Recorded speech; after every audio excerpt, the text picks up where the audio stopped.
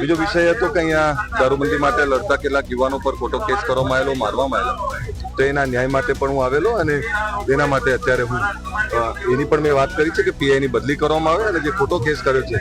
એની સામે કાર્યવાહી કરવામાં આવે ને ખોટા કેસમાં કોઈ હેરાન યુવાનોને કરવામાં ના આવે, આ બે પ્રકારની વાતો લઈને આપણે જે પોલીસને આવેદન પત્ર આપ્યું કે ભાઈ અમારા ગામની અંદર આ બુટલેગરો દારૂ વેચે છે,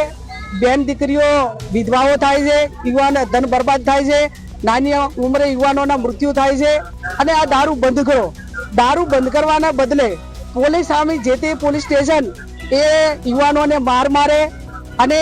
એના ઉપલા અધિકારીઓ પોલીસ સામે કાંઈ કાર્યવાહી ના કરે. આવનાર સમયની અંદર પોલીસે જેણે પણ માર્યા છે એની સામે કાયદેસરની કાર્યવાહી થાય એ પણ અમે માગણી કરીશું. અને એવું ના સમજે કે તમારા હપ્તા રાજને કારણે આ સમાજના યુવાનોને બરબાદ કરવાના છે. અમારી તમામ માહિતીથી અપડેટ રહેવા માટે જોડાયેલા રહો S9 ન્યૂઝ સાથે.